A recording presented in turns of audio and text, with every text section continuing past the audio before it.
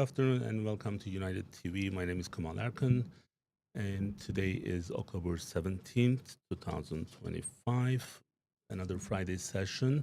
And our legal correspondent, Jessica Needle, is going to be with us and she's in the studio. We have new lighting and all that. You look much better now. So, Jessica, welcome to the show. How are you doing? Thank you for having me. I'm doing well, and I like the new setup. It's going to get better, so we are investing a little bit more. Um, so we have a lot of things to cover today, so I'm going to go ahead and start with our first topic. And this is one of the issues that we kind of hear more and more in different parts of the United States is the White House sending troops to the certain cities, the federal government pretty much deploying these. And this has some legal implications. And we wanted to kind of get into this and see if the National Guard is able to do it. Is it uh, what else can we expect from this, and all those things that we want to kind of cover this with you. And if you can actually start from the constitutional side and tell us what are the constitutional limits on the president's authority to deploy um, domestically, deploy troops domestically without the state consent. Yeah, that's a very broad and big question, and I don't want to get too much into a history lesson, but with all of the news about the National Guard being deployed to certain cities, we keep hearing the term the Passe Comitatus Act. I'm not sure if that's come up in any of your research or watching the news or anything. And generally speaking, it's just one sentence, and it's 150 years or so ago, which always makes it a little bit difficult. But we're trying to go back in time and trying to interpret what was meant when these things were crafted by people who are no longer around to clarify them. But the gist of it is saying that federal troops can't participate in civilian law enforcement unless they're somehow authorized by law. And the idea behind that is that we don't want the military on American soil enforcing laws. And I think that's something that's followed through and has become sort of part of the fabric of this country, is that that's something I think a lot of people they are uncomfortable with the idea of the military being around and the military actually acting against American citizens on American soil. We have millions of civilian officers in this country, police officers on the state and federal level. And generally speaking, the idea is that those people are trained to protect and to serve. They're trained, they understand like the local laws, they understand when you're allowed to detain somebody. They have all this training and knowledge that the military doesn't, because the military serves a different function. And because of that, generally speaking, presidents are hesitant to federalize the National Guard and to send the National Guard to these cities in order to, and even I'm going to say, I want to be clear that when the National Guard is sent to these cities, the idea isn't necessarily that they're going to be like arresting people, detaining people, or doing anything like that. They're there to assist and protect the civilian law enforcement, to kind of bulk them up. So, question that comes to my mind when you know every time something out of ordinary happens, my I always want to go to the root cause analysis to see why we got to that level, what brought us to that. Like, why don't we, for example, have that same issue in Wilmington? So, but this is in Los Angeles, this is in Chicago, and lately I think it's Portland. Is Yes. Right now, there's been a district judge who has blocked that, so there is not National Guard in Portland, Oregon yet. But it's gone up to the highest, or not the highest, the next highest court, and it's an open-ended question, but it's looking like, based on the clips that I've seen with the circuit court judges, that Mhm. they're probably going to allow the National Guard into Portland shortly. So, like when I'm asking these questions, of course, I'm asking without fully understanding the legal part of this. But then I know you are gonna Mm. give your opinion from the legal side, not necessarily an opinion of you personally, but from the legal side. If you see any issues with this, like there must be something that's making this our topic today, is because if this happens too often, or if it happens without the state consent, then things can get rocky in a way. So, because we are a federal system here, and there are certain boundaries between the state and the federal government. So, I think that's one of the reasons that people maybe are worried about it. If I don't know if you agree with this. And that's I want to kind of hear from that side, that do we see that this is going to become like a system issue at some point if this happens very too often? Right. Well, you hit the nail on the head when you were talking about the issues between the federal government and the state government, because the idea is that there's supposed to be something of a separation there. There's state sovereignty. The states have the right to kind of, in a way, rule themselves separate from the federal government. Now, there is United States code that, I mean, it's on the books. We know when and how the National Guard is allowed to be federalized. The first, it's kind of like a checklist. It's either this, or this has happened. So the first is if the country or any of the states of the Commonwealths have been invaded by a foreign nation. Hmm. Well, obviously that hasn't happened here. If there's a rebellion or a danger of rebellion against the authority of the government of the United States, Hmm. that I think is more what the White House is trying to lean on. Um, and then the third one is if the president is unable with the regular forces to execute the laws of the United States, then the president can call in federal service members, um, and the orders for this purpose shall be issued through the governors of the state. So that's what it says, and I'm paraphrasing here. I'm not going to read the entire thing, but the gist of it is if there's something that's happening that is so dangerous that local law enforcement can't handle it, then the president can federalize the National Guard, but typically that's done with the governor's permission. The governor, and a lot of times the governor might request it. Right. Um, you know, in 1992, I'm getting a little bit ahead of myself because now we're talking about the Insurrection Act. Hmm. So let me pause and ask if you have any follow-up questions to what I just said. Well, I'll have some follow-up questions, but I think you want to kind of explain the insurrection law and how that actually applies to this. And when was this happened the last time, I guess? Okay, so we first were talking about the Posse Comitatus Act, and that is what is just generally saying, hey, we're not going to federalize troops. We're not going to have the military on American soil trying to maintain order against American citizens. Hmm. It, that's not what we do here. We have the local law enforcement that is supposed to take care of that. And one of the arguments in LA is Gavin Newsom, the governor there, is saying, well, the local law enforcement is taking care of it. You can see it. You watch the news. The protests so far have been generally peaceful, and when they have gotten a little bit out of control, out of hand, local law enforcement has been able to step in, and they've got tear gas, and they've got methods, and they've got pellet bullets in ways that they are able to stop things and Hmm. calm them down before they get out of hand. Now, there is the Insurrection Act. That is a law that grants the president authority to deploy U.S. military domestically and use it against Americans, but under very certain conditions. Hmm. And it's something that President Trump keeps bringing up, and I don't want to say threatening to use, but keeps suggesting that it's going to be his next step because Well, first of all, in DC, Washington, DC is sort of its own thing because it doesn't belong to any state. Right.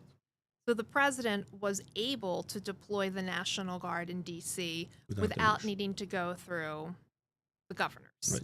Now, in Chicago, in Illinois, and in LA, in California, uh, there were lawsuits filed in the federal court system saying, hey, we don't want you here. We don't need you here. There's an act in place that says you're not allowed to do this. And the district judges so far have been sort of siding with the governors where they're like, look, things aren't out of hand enough yet. It needs to get to a point where local law enforcement can't handle it before we're going to move forward and let the National Guard come in. Hmm. So that's the argument that the governors are making. Now, the Insurrection Act is something that says if, even if the governors don't want the troops to be federalized, the president still could theoretically do it, essentially, if things got so bad that he has no other choice. And the last time that's happened was in 1992 with the Rodney King riots in LA. So Rodney King was a black man who was pulled over. He was beaten by 4 white police officers very badly on camera, and it. Yes, we didn't say went viral in 1992, but it essentially went viral. Well, Everyone was watching it was this. on TV all over the Yes, it was place, running yeah. all over the news. Hmm. And at that point, racial relations were already fraught in LA. Hmm. There was a lot of animosity between the Korean Americans, the Korean community, and the black community. There was a lot of concern about violence that might erupt because of this Hmm. event. So the Right. 4 police officers went on trial. They were going to be charged with excessive force, I think. And uh, the mayor, in preparation for this, actually reached out Hmm. to, it was George H.W. Bush at the time, and was like, look, I'm worried that if these police officers get off, something bad is going to happen. So everybody was kind of poised for things to go wrong. Well, the police officers were found not guilty, the riots commenced, and then that's when the Insurrection Act was invoked. But the difference there was that California, LA, they were asking for help. Like, can we please, we need help at this point. And if you watch footage Hmm. from that time, I mean, it looked like all of LA was on fire. There was Right. $1 billion of damage. Dozens of people died. Thousands more were injured. Thousands more were arrested. It, it looks a lot different than what we're seeing right now in, say, Portland. So this is kind of like from my political view perspective. Uh, a lot of things that we see is politically motivated, and I know you, especially from your side, you try to keep that separated from our topics, and I appreciate that. The I'm the one who actually always say what I need to say, and then I need good lawyers to defend me, I guess. So the issue always is politically motivated. So whoever is in power, they go out of their way. Sometimes they use it properly, sometimes they don't. But I see this in other countries as well. And whoever is in charge doesn't matter if it's this party or that. Once you are in charge, like you know, in during the Biden administration, we saw the riot in Trump's household. This happened, so that was kind of motivated Do you mean, politically. are you talking about January 6th? No, the in his house, the FBI went through his house, Oh, okay. right? So that was politically motivated. So, and I can kind of see on this that's also, Trump has, he has this style that tries to make, if he doesn't like you, he's trying to make you look really bad.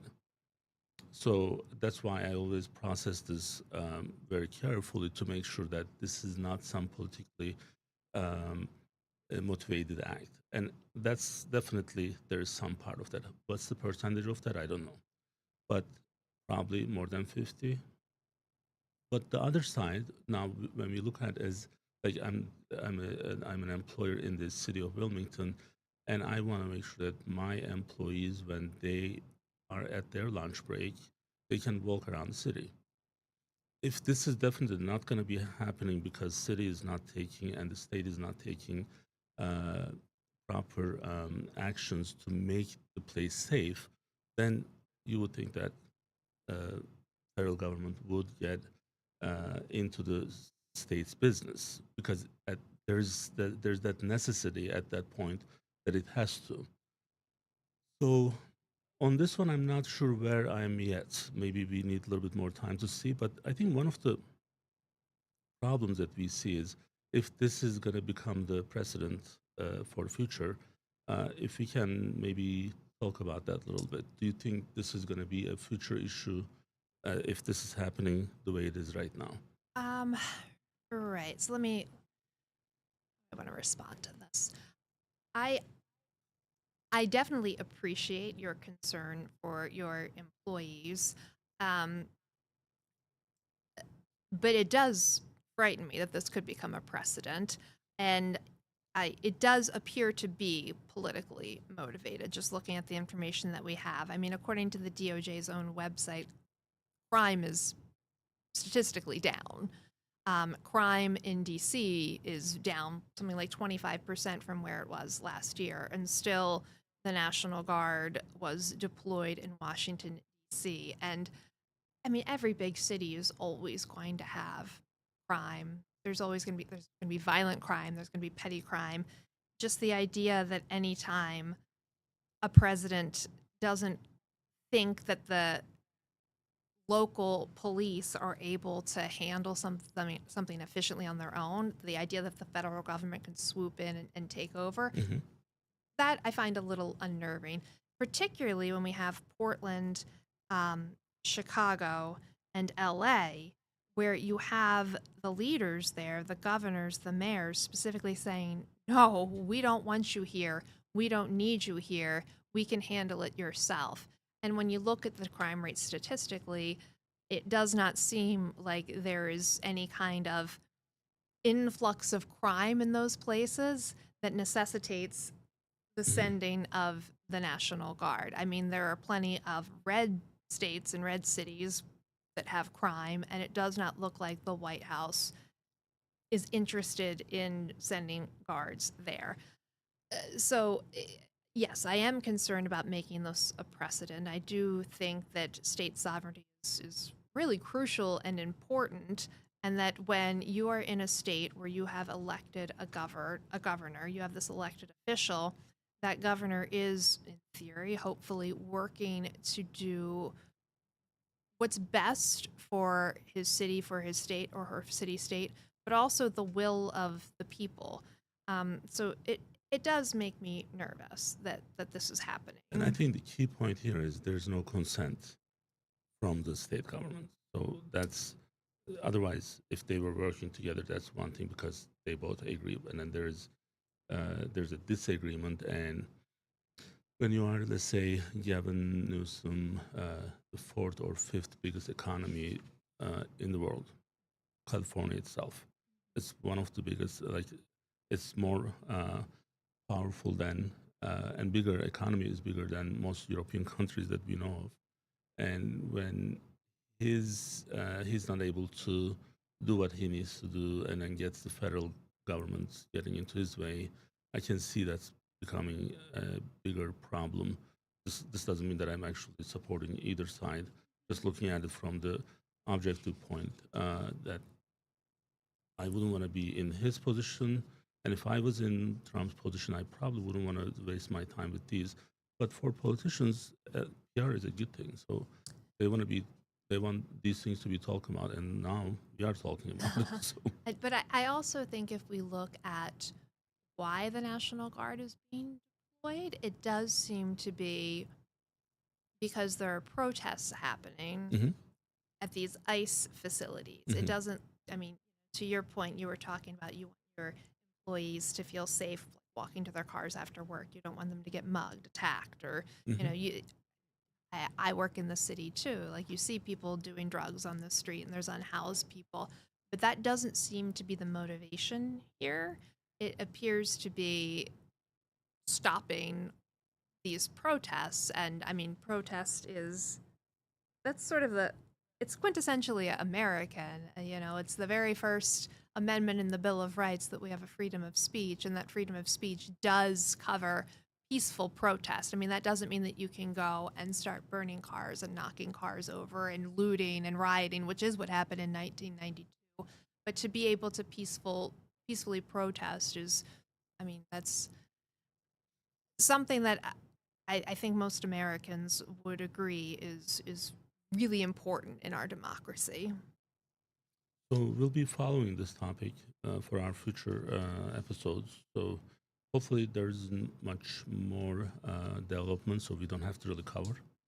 But if it does, then we will be looking into it more closely. Certainly, if the Insurrection Act ends up being invoked, that I mean, that hasn't happened since 1992, like we mentioned, and that was with George H.W. Bush's.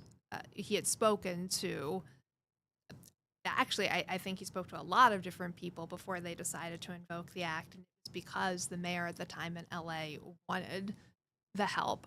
Prior to that, the Insurrection Act hadn't been invoked since like the 60s during the Civil Rights movement. And in those cases, it was against the will Mhm. of the mayors and the governors, but it was for things like there were black students, desegregation had happened, and black students were going to what were previously all white schools. And the governor, even though I'm getting really into the weeds here, so the Supreme Court ruled that segregation was fundamentally unequal, and we couldn't have segregated schools. We needed to desegregate the schools. And then there were mayors and there were governors in certain parts of the country Right. that were saying, no, I'm going to refuse to let that happen. I'm not going to let these black students enter the building. And that's when these presidents like Lyndon Johnson, Kennedy, there was one other president I know during the civil rights movement, they stepped in because they were like, well, you're not following now the law of the land. The Supreme Court has said that you need to do X. You're refusing to do it. So I am going to invoke the Insurrection Act to get you to follow the law, basically. So I think maybe this topic by itself, maybe it may not be extremely important for now, but when we have other things happening like this, journalists with the Pentagon Press Restriction Act that just went live, I believe, this week, and so many of the journalists they actually returned their badges. And this is, although it looks like it's an innocent kind of restriction, just saying that you can do certain type of news to, um, uh, if it's not approved by the Pentagon, then they cannot make certain news, and that's the idea or the culture of this, banning things and restricting and controlling is. Then you add so many different things, and then it can go to a different level at some point. So this is not just one isolated issue. So there's another issue that directly involves press, and like those people, like it's almost 50 or 60 of them, they return their badges, and there's only 15 people left. Right, and freedom of the press is a cornerstone of American democracy. You need to have many different voices that are being heard, so it's not just funneled down into one sort of biased voice. Right, right. So let's go to a little bit more fun Yeah, topic. that was some pretty deep stuff. Right. So Bridget Macron. So first of all, I was really happy to see that you actually wrote a blog about this. Like, because when I brought this up first, I was a little bit worried about you judging me, and I think probably you did judge me a little bit. Like, why does he want to talk about this? So then, because I see something that's really big in this, like the action that they took. It's it's crazy. So just for those who may not actually watch the prior episodes, this is July 23rd, 2025. The French President Emmanuel Macron and the First Lady Brigitte Macron filed a 219-page defamation lawsuit in Delaware Supreme Court. So this is against American commentator Candace Owens. She's actually, I have to say, she's fun to watch. You don't have to agree with her, but she has a good style, even if she sometimes talks just stupid stuff. When you are watching her, you kind of want to believe her. So she has a really good way to uh, get her audience kind of focus on certain things. And this is, I think, this kind of got out of control, but it got more out of control with this lawsuit. So now, if we can maybe start with why this was filed in Delaware versus it could have been done in France, and then what also makes Delaware courts significant in this type of international defamation case. If we can kind of go through those, and then I have some follow-up questions after that. Okay, well, I would assume that the reason it was filed in Delaware is because that's where Miss Owens' businesses are incorporated. My understanding, not being super familiar with French law, is that France has a statute of limitations on these defamation lawsuits of 3 months. That was one of the things that I believe Miss Owens has suggested as a reason why they wouldn't have filed it in France, although I would argue that Miss Owens is still making these comments, so I don't know. That would probably toll the statute of limitations. The statute of limitations being like the amount of time that you have in which to file a lawsuit. And the decision to file in Delaware over Tennessee, which is where I believe that she is located, again, it comes from the fact that her businesses are incorporated in Delaware, which is very, very common. There are a lot of businesses incorporated here because Delaware has very favorable tax law.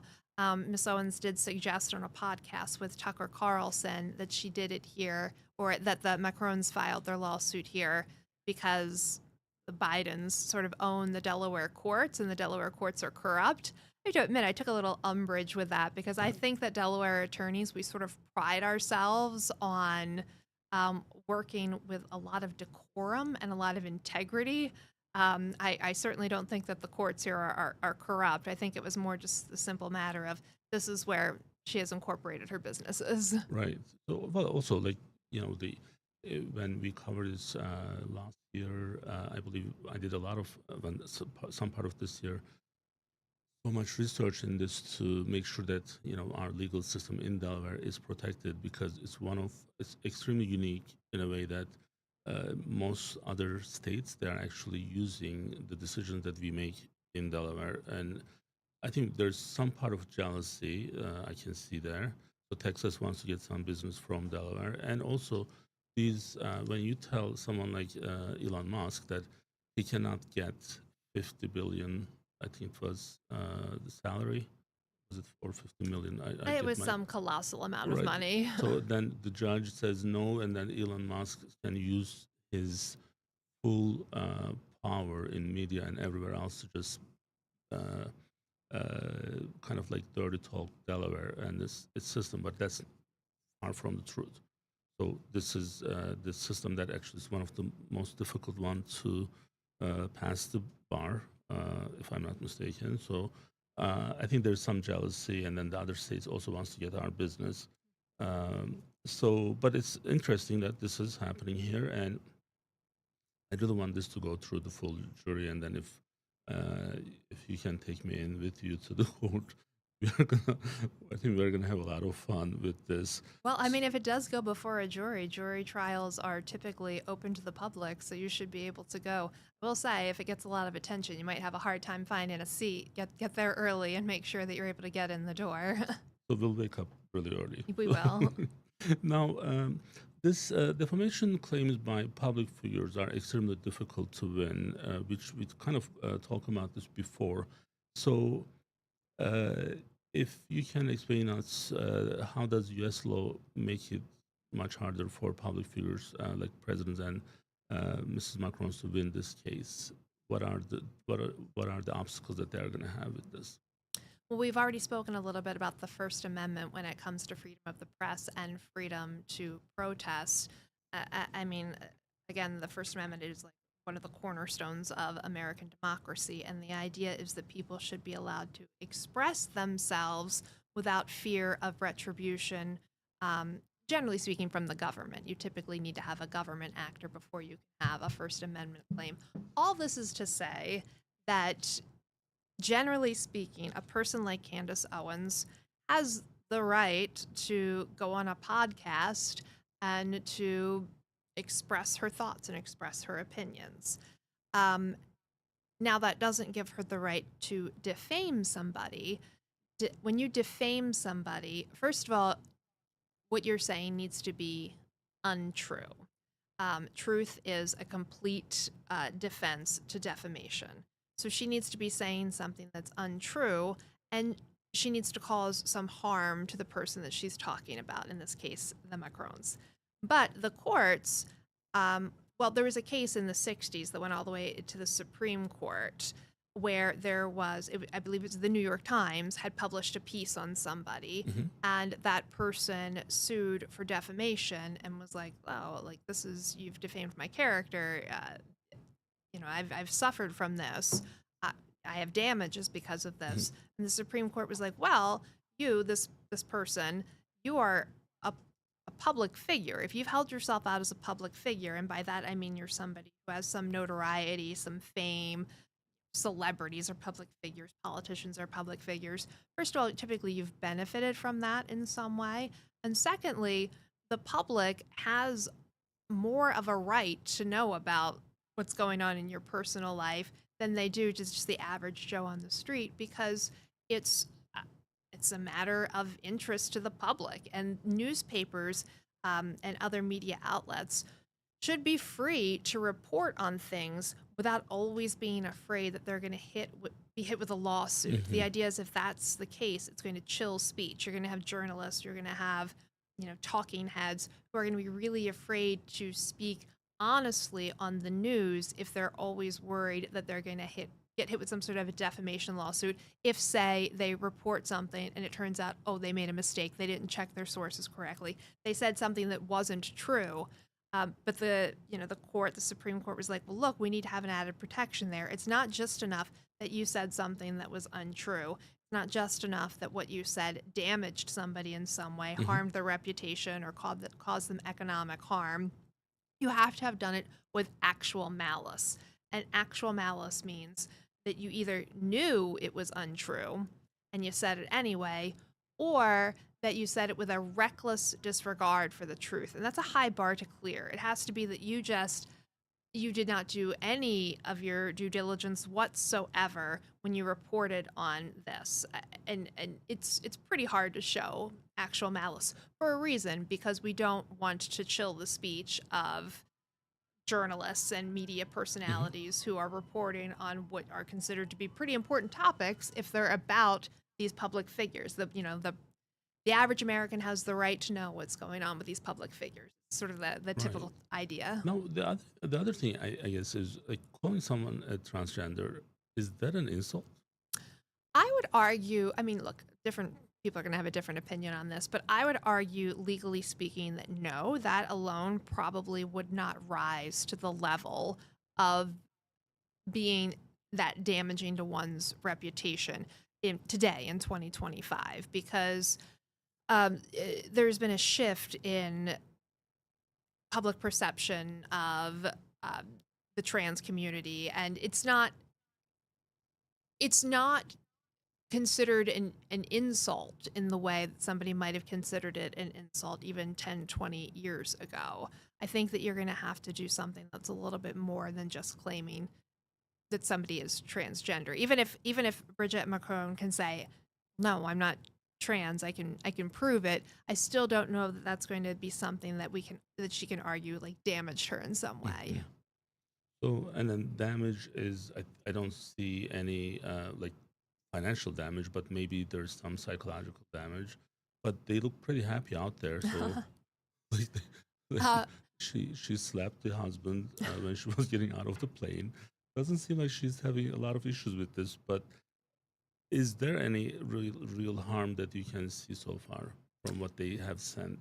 In their complaint, they allege economic damages. They did not get more specific than that. You don't really need to. In Delaware is a notice jurisdiction, which means you just need to give the party that you're suing notice of what the lawsuit is about. You don't need to get into sort of the meat and potatoes of it. So they have claimed that she caused them some economic harm. They're going to have to prove that throughout the course of discovery in order to recover on that. Now, it is possible, say it goes in front of a jury could find that Candace Owens is liable for defamation, but that the Macrons did not suffer any harm whatsoever, in which case the jury could award what are called nominal damages, which is typically $1, and it's just sort of symbolic. Hmm. But I think that the Macrons could also argue general damages here, meaning that there was harm to their reputation, that they suffered emotional harm. I mean, if what they are alleging in they've actually filed an amended complaint, and if what they are alleging that Candace Owens said about them is true, then Miss Owens definitely said a lot of things that I think the average reasonable person would find to be defamatory. Well, if since she didn't actually address this problem in public, um, this is Bridget Macron. I'm thinking if this was to happen to me, someone comes in and tells me that, well, he's a transgender. By the way, like one of my closest friends, and I'm a big supporter, Sarah McBride is a transgender, right? So obviously we have zero problem with this. But if they were to do that, I probably wouldn't sue them. That would be the last thing that I would do because that will bring kind of that would make that claim almost like so important so that now everyone is going to openly talk about it. What I would have done it, they have the power to do it, so just go to one of the talk shows and make fun of it. That Sure. I mean, I think it's a bit of a they were in a bit of a between a rock and a hard place here because you're right. There's this notion called the Barbara Streisand effect when like you you actually call more attention to something just right, by acknowledging it. right, But it did seem like this podcast that Miss Owens was putting on was getting a lot of views, and it was sort of picking up steam, and other people were talking about it. The Macron sent cease and desist letters that were ignored, and I think it just reached a point where they felt like enough is enough. And like I saw a clip of Joe Rogan talking about it, and he's like, "Well, if it wasn't true, they would sue her for defamation. Why haven't they sued her for defamation yet?" So I think that was sort of the mindset that they got into. It's like, well, we don't nip this in the bud. It's just going to get more and more out of control. We have to do something. But to your point, yes, by filing a lawsuit, like I had never heard of any of this before they filed the right. lawsuit. And I wouldn't actually bring it up to our show if there wasn't a lawsuit. So I know, of course, it's happening in Delaware. But what you just said is really true. So if sometimes like deliberately people are kind of going after or like I'll give you an example. So I see it on social media. So there's because I have to follow both Turkey and U.S. News very closely. So there are a couple people that they think that they are on, let's say, on the conservative side, on the Republican side in Turkey.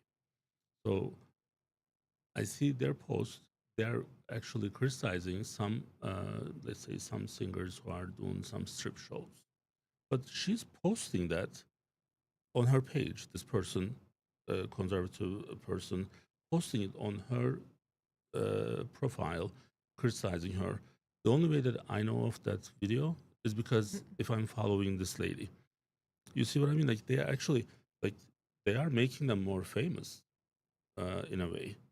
So that I think the Barbara Streisand example is a good one because that's how it is. So if she was to just actually address this early on, now with Candace, and you'll probably tell me this in a couple months from now that you'll say that I was right. She's addictive.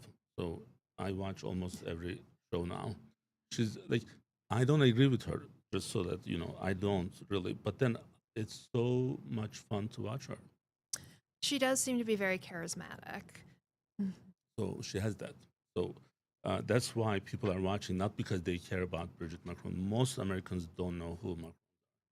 I mean, you know this. Yeah, well, I would So absolutely now agree. they are going to be very well famous here, so they can maybe Yeah, do a talk show and then make money here. maybe.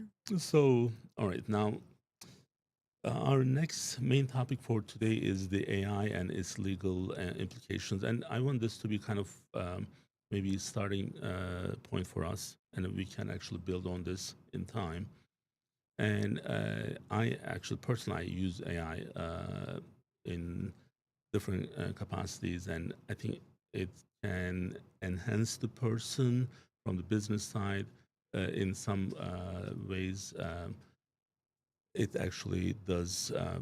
You can have a AI application for song making. Like you can actually write songs, or you can post. You can have your like our show has its own music now, so we don't pay copyrights to anyone. Mhm. So we used to pay YouTube some money, and now we are using our own. And Ethan and I, we just one day we said, okay, we don't want to do the extra work because every time it's a license work. After these live ones, we have to go back and then just add the license and then customize it and all that stuff. So now we don't have to worry about it. So there's that. There's like you can write like books, and you can be like Deep L is one of the best translators out there. It's almost like human-like translation. It's not like word to word, and then which kind of loses its meaning. So the AI actually is going to a different direction, uh, and a lot of professions are going to be impacted by this. And but I think I want to kind of keep our focus on the licensing side and the copyright side. Like I know, like I made some songs on AI. Other than our YouTube channel, so it's a secret. So not under my name. So the thing is, uh, I don't know if I have the proper license, but the application tells me I have. So it's definitely taken from somewhere. And what if it's actually stolen? There's no way of me knowing that and other people knowing that. So if you can kind of tell us who owns the copyright for AI generated content under the current US law, and then I have some follow up questions.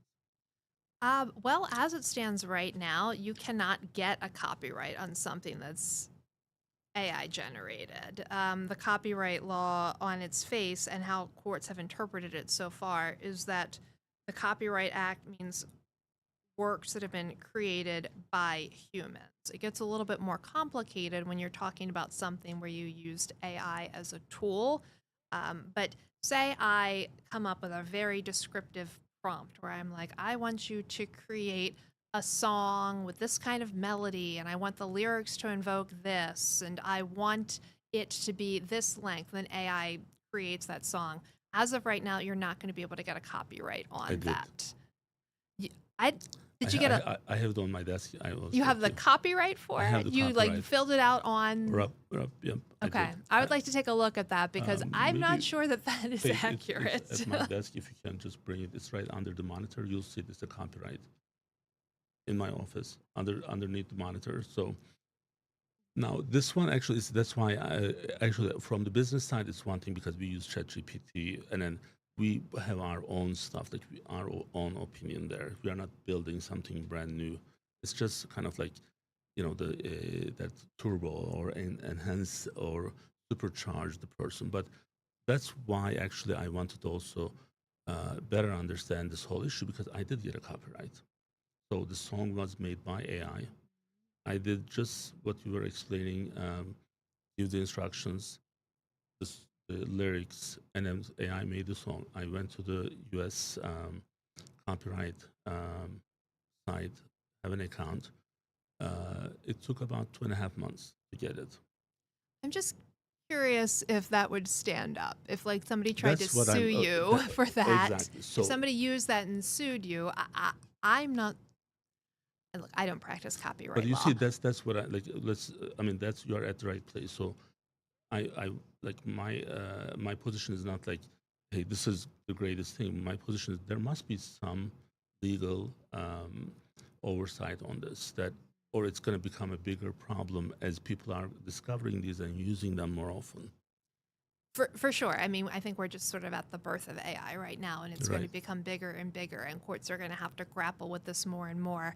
And again, I don't practice copyright law, but my understanding is right now, if you look at it just on its face, the Copyright Act, there needs to be at least some minimal creative human input in order to have something that can be copywritten. Hmm. And if you use AI to sort of bulk up something, like if you have a picture that you've started and that you use AI to, uh, I don't know, add some flair to, your original picture can be copywritten, but I don't think that you can copyright the actual photo that had the AI on top.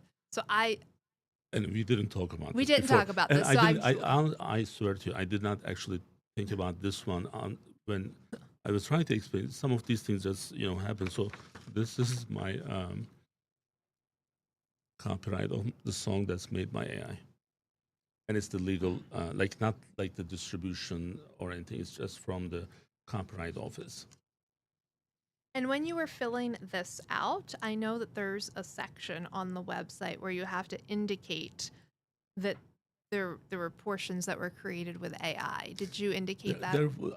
I need to check that, but I don't remember.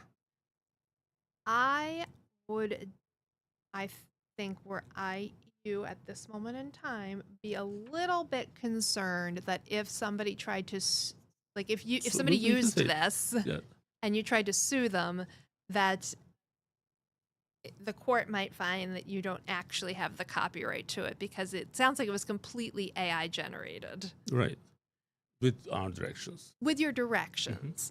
Yes, and I think as it stands right now, that would not be enough human input in order for it to be considered copyrightable. So we'll have a follow up We'll on put a this pin one, in right? this. Um, Maybe I'll steal this yep. song and you can sue me and we see what happens. We can actually have a copy of that for you, and then I think it would be good for us to kind of know this is why I actually brought this up for us, not the song issue, like just overall. Now there's a lot of stuff, so I can actually tell from the other day one of my clients sent me this long email, and I'm like, you didn't write this one. This like ChatGPT wrote this. I use it too, but then I actually customize it a little bit to make sure that it actually tells what I need to say in some ways. But this guy just copy paste everything from there. But as people are using this, there will be issues with it. So they're going to create Certainly. things. And I've seen that in my profession as well. And I don't I've used very, very little AI in my profession as of right now because I'm so leery of doing something that is considered unethical that I just have not. I basically haven't used it at all. But I Mhm. think it can be used as a tool. Just I wouldn't use it as a crutch. And there have been cases that have happened where attorneys will write entire briefs and motions and things solely using AI, and the technology isn't there yet that it's going to work properly. And what ends up happening is this document will get spit out that looks pretty good and Mhm. reads pretty good, but all the case law is made up. And then when you go to check the cases, none of them They're not actually there. exist. It's all a lie. Right. And then you have real egg on your face when you're in front of a judge and they're asking you, well, Hmm. this case that you cited to, show it to me. It doesn't exist. You've made all this up. Hmm. Yeah, exactly. So I think in this whole issue, while it's happening, do you foresee AI being recognized as a legal entity? So someone is going to be responsible for the accountability in the future?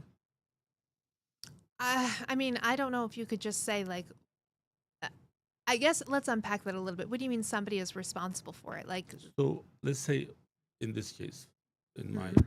own case, so Okay. this is made and the application told me that this is all fine. Like I followed, I pay my license fee, and we got the copyright. So then let's say if I was actually using this for commercial reasons and then someone is suing me and then I say, well, I used AI to make sure that this was not owned by someone. And if I actually am going to be under fire for this, then I'm going to go to the AI to say, hey, you misled me, Hmm. and then I pay the proper fees and all that. So in that case, would AI be the recognized legal entity to go after? In that scenario, I don't know that anyone could sue you. I would think it's would be more there. You might come across an issue where somebody takes your copywritten song, uses it, and you try to sue them, and then the court's like, well, the copyright is invalid because it was AI generated. Um, I do think that this is something, like I said, the courts are going to have to grapple with more and more. I don't know that. I mean, it's sort of like this vague, nebulous notion that am I going to sue, like, if I'm going to sue AI, what does that mean? I know there have been some cases, like maybe if the person who helped create the algorithm, or I mean, look, when you're using AI, and I'm not a tech person by any stretch of the imagination, I think that you just sort of like the AI just kind of goes out there and really quickly is able to sort of scrape all of these websites and pull out this information and analyze it in just a matter of seconds or minutes. And somebody had to like build that, somebody had to create that. It didn't just come out of thin air. So the creator of the AI, the person who drafted the algorithms, could they potentially have some liability? I just think that'd be so messy because it's just like there's not like one person that I can point to and be like, you made this AI, you're responsible if it messes So, up. Carl, I just want to add something to what you are saying. There's a problem there with AI. It's not like something that Ethan and Faith are just making it and then just leaving it there, and then it's only using what they have given by them. It's also able to self-learn, self-develop, self-do a lot of things.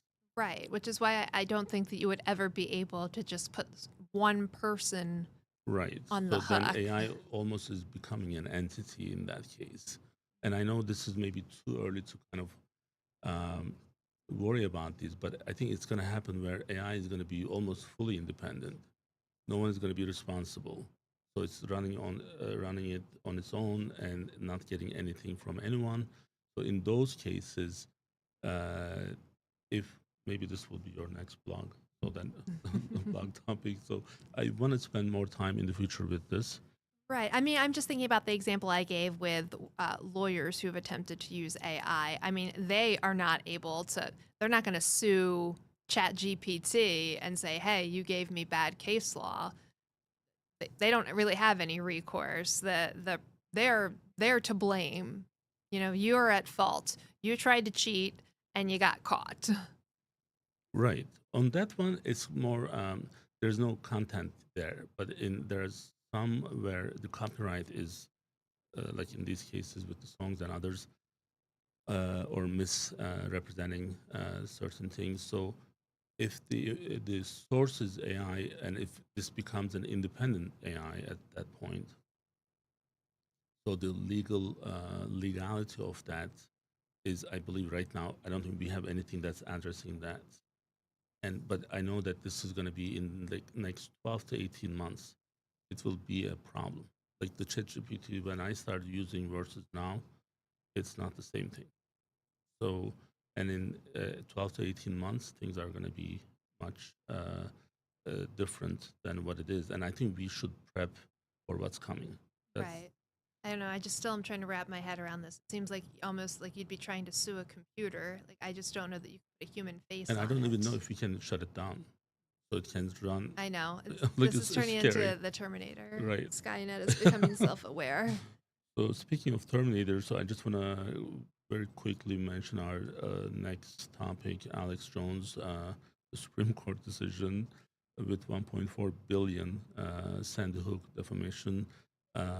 This is a person, Alex Jones, is the far right radio host and a prominent conspiracy theorist. So now I don't have fun watching him. I do have fun when I'm watching Candace Owens.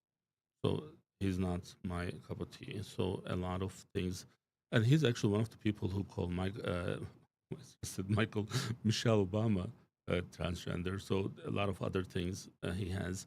This Supreme Court refusal to hear the case signifies legally, like what does this signifies legally and symbolically with the Alex Jones case with $1.4 billion Okay, well, lawsuit? I know we don't have a lot of time, and this is kind of a lot to sort of sum up, but let me see the gist of it. Alex Jones, I think people are aware now, he said some things about Sandy Hook being a hoax and how the people involved were crisis actors. So some of the parents ended up suing him for a variety of things, defamation, emotional distress, because they were actually being doxxed and needing to move, and like their cars were being vandalized, and they were getting death threats because people really believed that they had made the whole thing up. So they sued Alex Hmm. Jones, and he attempted to draft. There were several lawsuits, but he attempted to write some motions to dismiss to just get the case Hmm. thrown out in its entirety.